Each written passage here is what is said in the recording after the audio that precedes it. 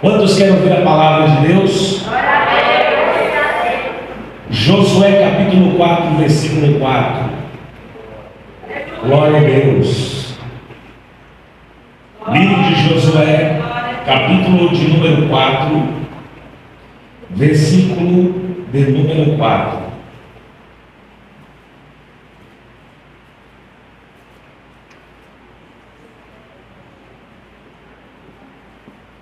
Livro de Josué, capítulo de número 4, versículo de número 4.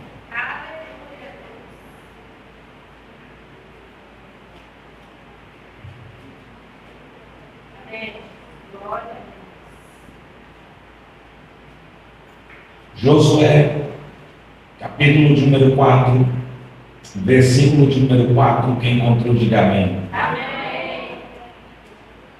Chamou, pois, Josué 12 homens que escolheram dos filhos de Israel, de cada tribo um homem, e disse-lhe: passa diante da arca do Senhor, vosso Deus, ao meio do Jordão, como o Senhor... Calma, vamos voltar aqui. Vosso Deus, ao meio do Jordão, e levanta cada uma pedra sobre o seu ombro, segundo o número das tribos dos filhos de Israel, para que isso seja por sinal entre vós. E quando os vossos filhos no futuro perguntarem, dizendo: o que vos significam essas pedras? Então lhes direis que as águas do Jordão se separaram diante da arca do concerto. Que a água do Jordão se separou diante de quê? Da arca do concerto. Amém? Pode fechar a sua Bíblia e tomar o seu assento, por favor. Glória a Deus. Meus queridos, preste atenção aqui, porque Deus me deu uma palavra profética aqui essa noite.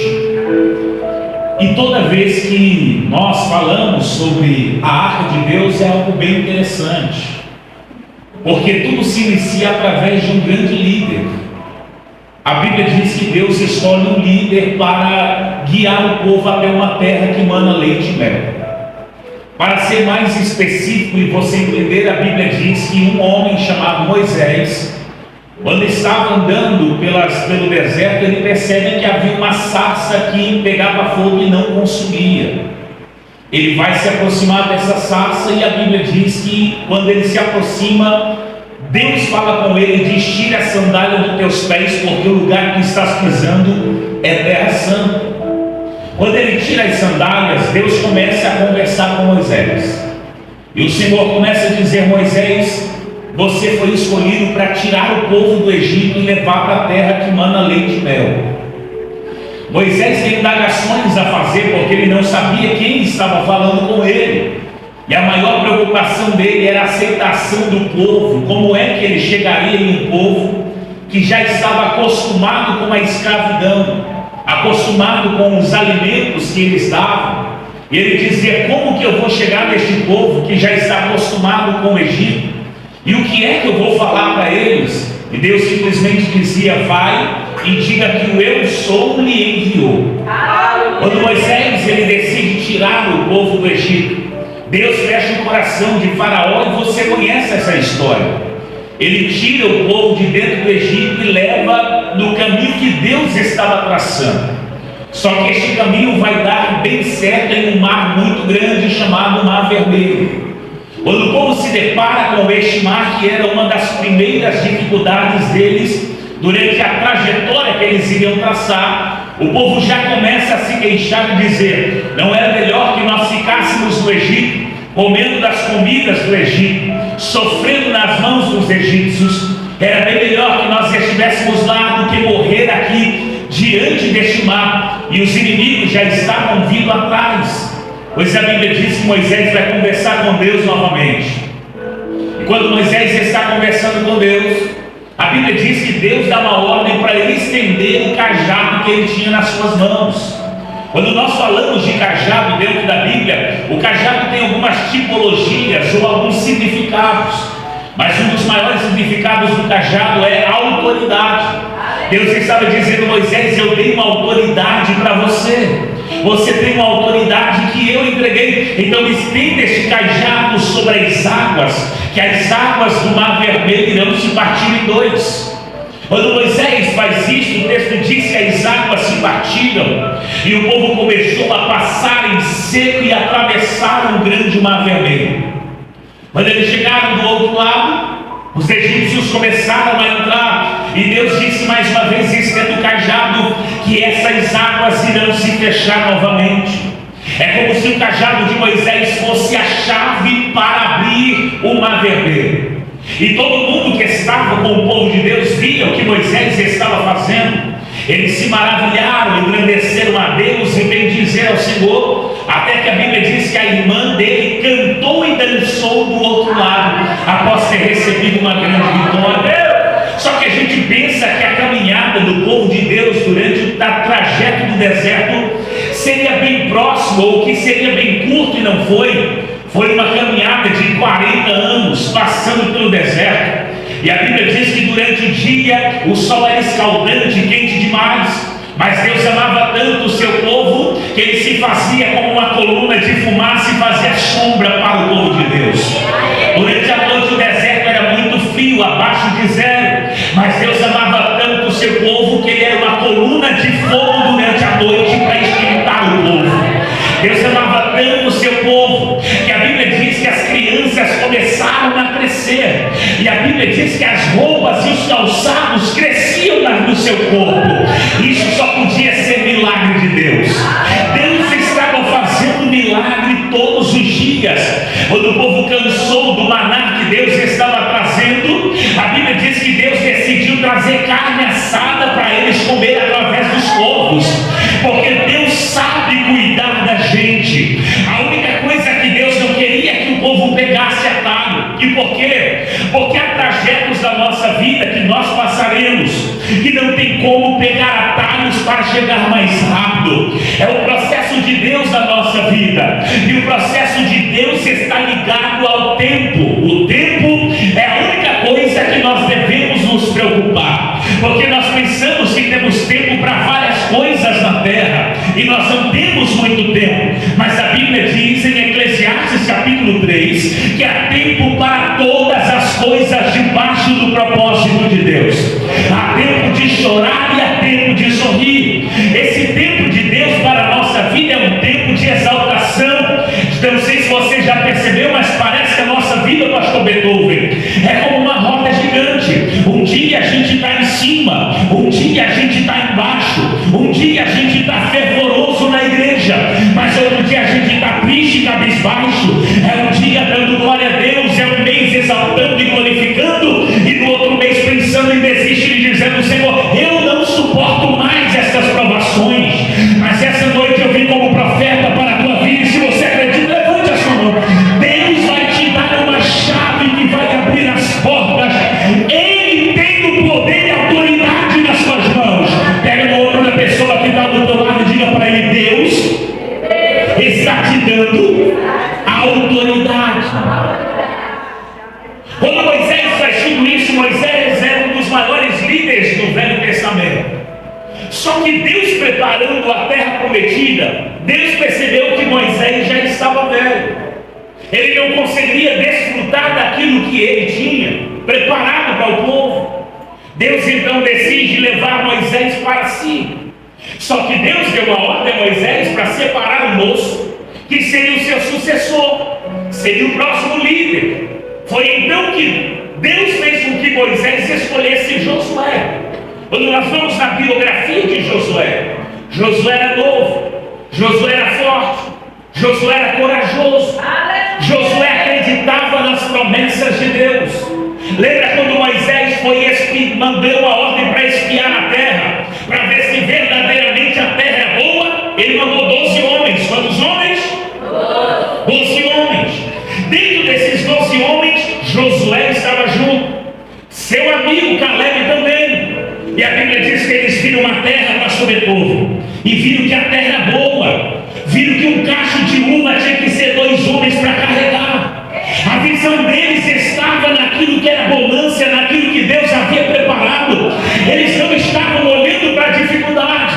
O problema eram os outros 10.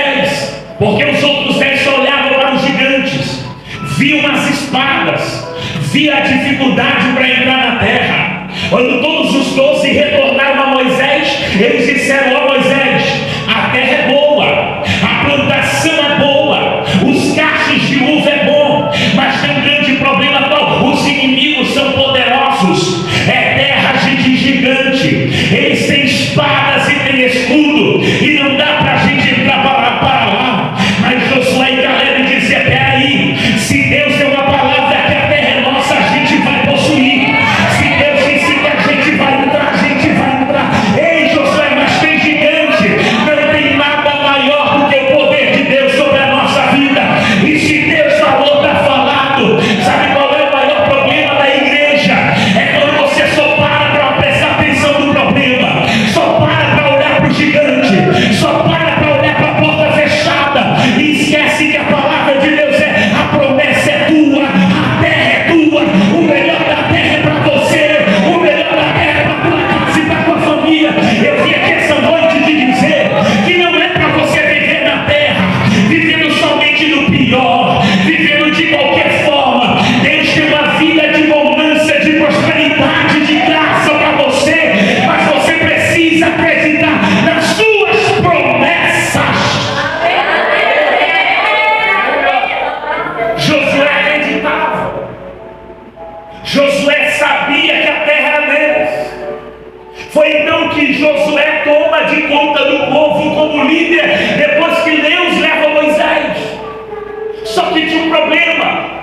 O povo dizia que quando eles estavam indo em direção à terra prometida, havia um grande rio chamado Jordão, e eles pararam diante do Jordão. E a indagação do povo foi: e agora, Josué, como é que nós vamos atravessar esse Jordão? Porque quem tinha a chave era Moisés, era ele que tinha o cajado para abrir as águas. Como é que você vai abrir? Você não tem a chave, que é o cajado. Lá vai Josué conversar com Deus, e na conversa que ele tem com Deus, Deus diz: diga para o povo marchar, e principalmente os levitas que carregam a minha arca. Você lembra quando Deus deu a ordem para Moisés construir a arca? Ele disse: somente os levitas levarão essa arca sobre os ombros. A arca representará a minha presença, ou seja, a arca do concerto é a própria pessoa de Deus no meio do povo. Aonde a arca estava, Deus estava. Se era para ir para a guerra, Deus dizia: leve a arca. Se era para acampar, Deus dizia: leve a arca. Então todas as vezes que a arca estava presente, Deus estava presente no meio do povo. Josué disse: então tudo bem, se o Senhor está mandando a gente marchar e os levitas pôr os pés nas águas, a gente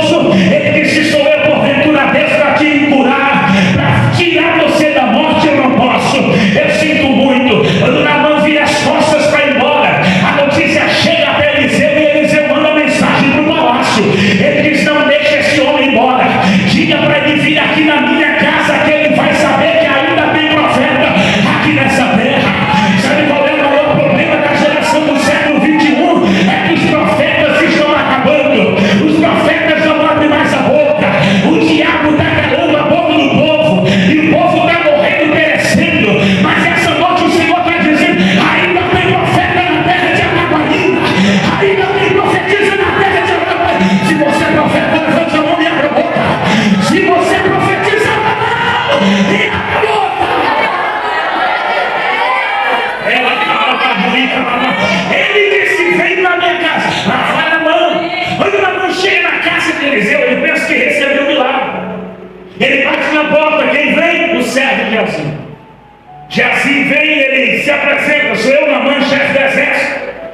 Ele vai até Eliseu e ele diz assim: meu senhor, Naamã está na porta. Eliseu nem levantou da cadeira, ele só disse assim: diga para ele descer para o Jordão e mergulhar quantas vezes? Quantas? Porque 7 é o período da purificação. Fala para ele mergulhar 7 vezes.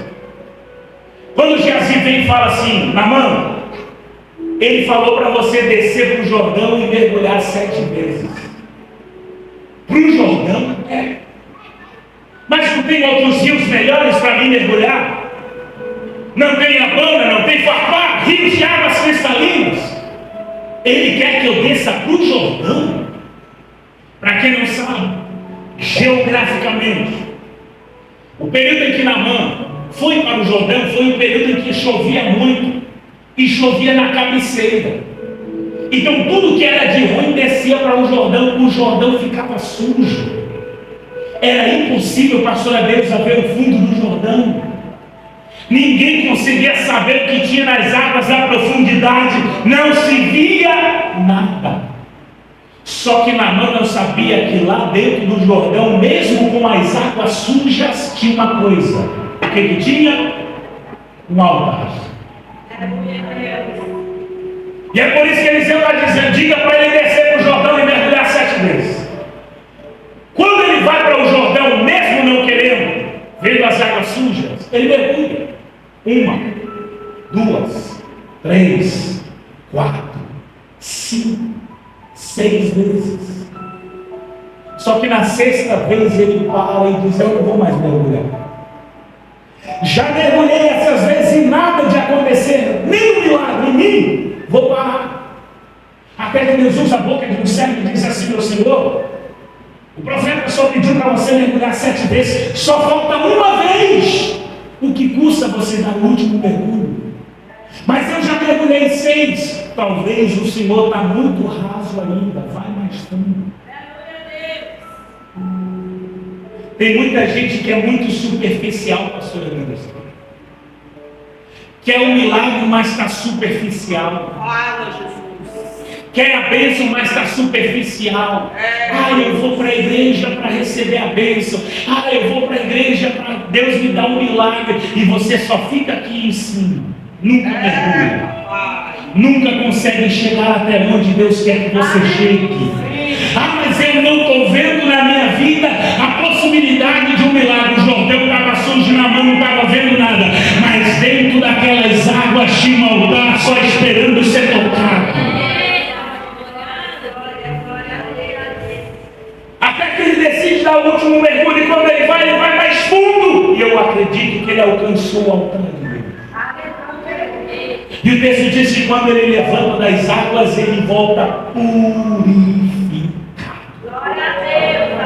E por quê? Porque cada um Deus trata de uma forma.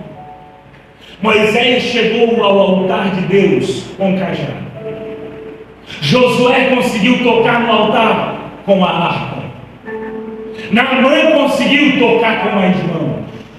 E como é que você está conseguindo tocar o altar de Deus? Eita, meu Deus!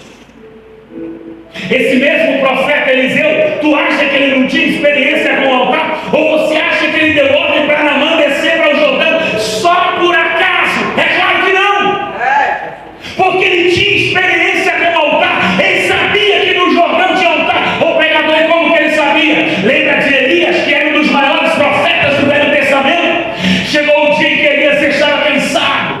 Deus disse: tudo bem, Elias, eu vou precisar trazer você para cá. Mas antes de te trazer, você precisa deixar alguém no teu lugar. Joga a capa sobre o ombro daquele moço que está cuidando de fazenda e de gados. Lavadeiro pega a capa, joga sobre os ombros de Eliseu. E Eliseu começou a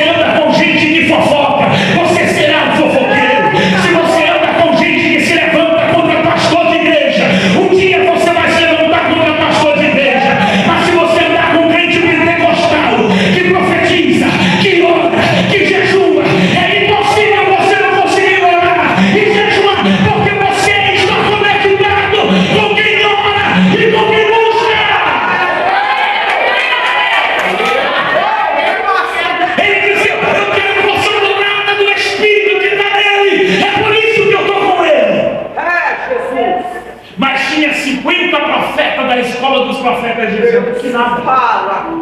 Deus vai levar ele e tu vai ficar sem, porque a maioria desacredita de você. Ou você acha que alguém está acreditando que um dia tu pode pegar esse microfone e pregar? Eita, papai. Ou tu acha que alguém aqui acredita que um dia Deus pode te levantar como profeta na terra? Quer ver você ser perseguido? Quer ver você ser caluniado? Começa a fazer o que Deus quer para a tua vida. Começa a fazer o que Deus tem para você. É só você começar a orar. É só você começar a jejuar. O diabo levanta. O diabo vem com tudo. Ele usa até alguém da tua casa, da tua família, para te desanimar. Por quê? Porque ele sabe que o plano e o projeto de Deus na tua vida é muito grande, é muito grande. Levante a mão, por favor. Pega o nome da pessoa que está do teu lado e diga: ninguém vai parar os planos de Deus na tua vida. Diga: toda a ferramenta preparada contra ti não vai prosperar.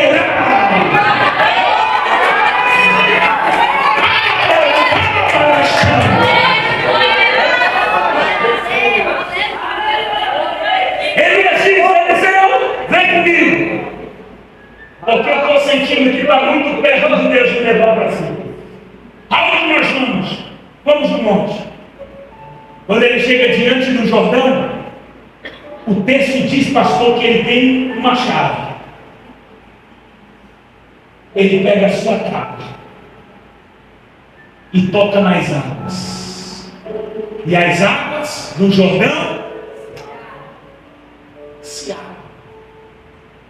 Aí você diz assim: ah, pregador, então o segredo está na chave. Não. O segredo está no altar. Pode ser cajado, pode ser arca, pode ser a mão, pode ser o pé, pode ser a capa.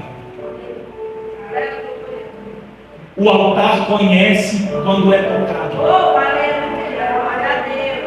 Quando ele pega e coloca a capa nas águas, o altar diz: espera aí, esse aqui eu conheço. Papai. Ele tem autoridade. Vamos abrir as águas para ele, parceiro. Elias e Eliseu passam e vão até o outro lado.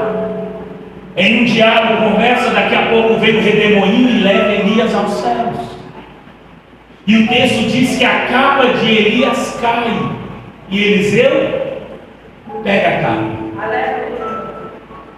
Eliseu está lá do lado do Rio Jordão. E os 50 profetas estão aqui olhando e dizendo: e aí? A gente te avisou que Deus ia levar Elias, e agora? Como é que tu vai atravessar daí para cá? Vai vir no nado? Ou tu vai tentar andar sobre as águas? Só que Eliseu também sabia que ali tinha porque quando ele passou pelo Jordão, quando Elias tocou nas águas e o Jordão se abriu, o altar estava no mesmo lugar. Ele diz: eu vou passar. Ele pega a capa e ele toca nas águas, e o texto diz que as águas se abrem.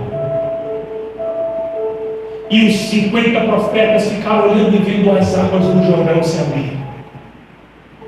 Por quê? Porque ele também consegue tocar no altar.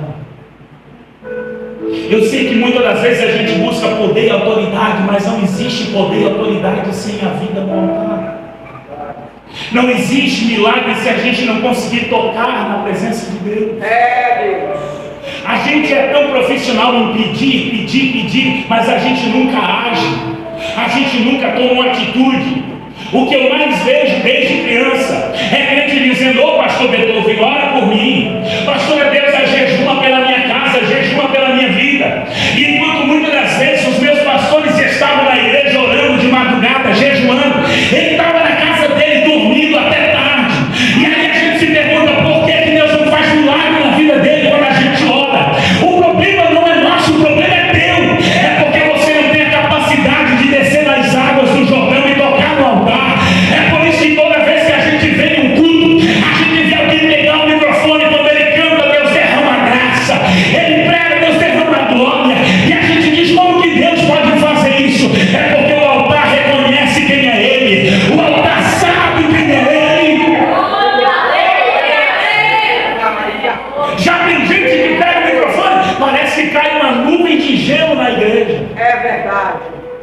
Porque o altar não sabe quem é. É, Deus. O altar desconhece. As águas no ar, não acontece nada. Aí o problema é de quê? Da igreja? Não! O problema é teu. É. Porque ao invés de você estar junto com quem pode abrir o Jordão e dizer um dia eu vou abrir também, você está no meio daqueles que só sabem julgar. Fica aí que tu não consegue. Fala. Durante esse tempo, pastor Beethoven, eu descobri que não existe igreja ruim. Não existe igreja. Pastor, o senhor já viu igreja ruim? Eu nunca vi igreja ruim. Toda igreja é boa. O que existe é crente ruim.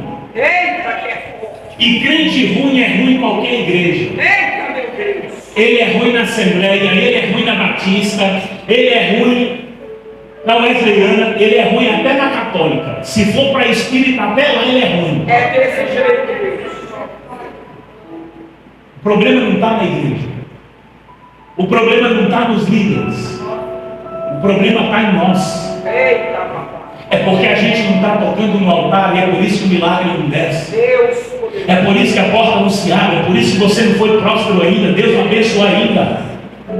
Porque só tem uma forma de tocar no altar: descendo para o Jordão.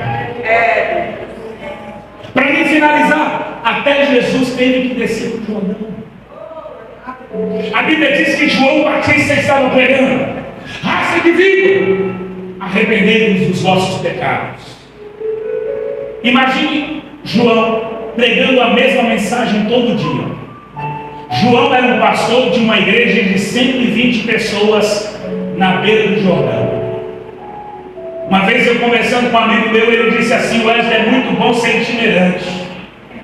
Porque itinerante você prega uma mensagem em uma igreja, amanhã prega a mesma mensagem na outra igreja, amanhã prega a mesma mensagem em outra igreja. Mas ser pastor de igreja é diferente. Todo dia tu tem que ter uma mensagem diferente para pregar. Só que João era um itinerante. Era todo dia a mesma mensagem: raça de víbora, raça de víbora, arrependei-vos dos vossos pecados. Até que um dia João mudou a mensagem. E quando ele muda a mensagem, todo mundo acha estranho. Porque ele mudou a mensagem de raça de víbora para eis aí o Cordeiro de Deus. Alguém disse o Cordeiro de Deus? Quem é o Cordeiro de Deus? Lá vem Jesus descendo para o Jordão. Com 30 anos de idade, Jesus desce até o Jordão. Ele entra nas águas e o Senhor diz assim: João, me batiza. Ele disse: Senhor, eu não posso te batizar, porque eu não sou digno nem de desamarrar as tuas sandálias dos seus pés. Como é que eu vou te batizar aqui no Jordão? Ele disse: João, me batiza, porque as escrituras têm que se cumprir. João está dizendo: Senhor, eu não posso te batizar porque eu só batizo com água, mas tu batiza com o Espírito Santo e com fogo. João estava dizendo: mestre, eu só consigo deitar o Senhor nas águas, mas quem pode fazer a gente tocar no altar é o Senhor. Porque quando a gente toca no altar vem o Espírito, quando a gente toca no altar vem o fogo. É o Senhor que manda o fogo, é o Senhor que manda o Espírito. O Senhor Jesus disse: calma, João, o início do trajeto está começando agora. Até eu preciso descer e tocar no altar também para dar início ao ministério. Me batiza, João. E a maior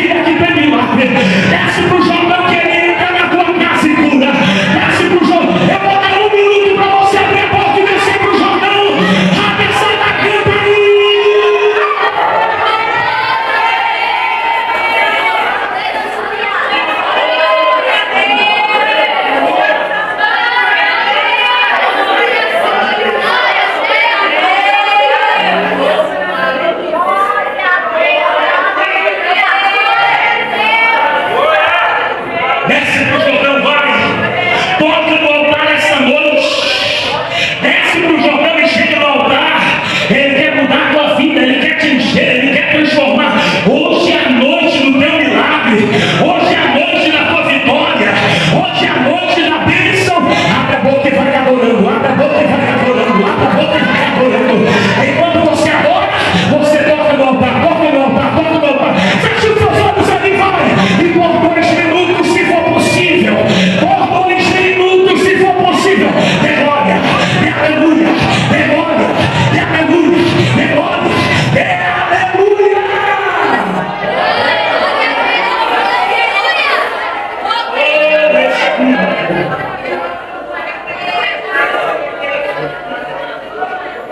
Meu Deus. Pega na mão do crente que está do teu lado e ajuda ele a descer para o Jordão, vai. Oh, aleluia. Oh, aleluia. Fecha os seus olhos, vai, fecha os seus olhos.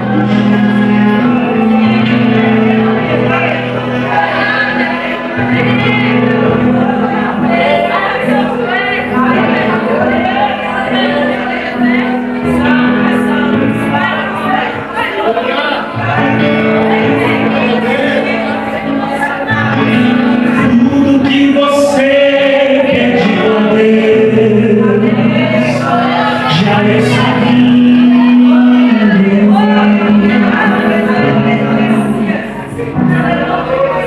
Esses dias Deus te viu chorar no canto escondido.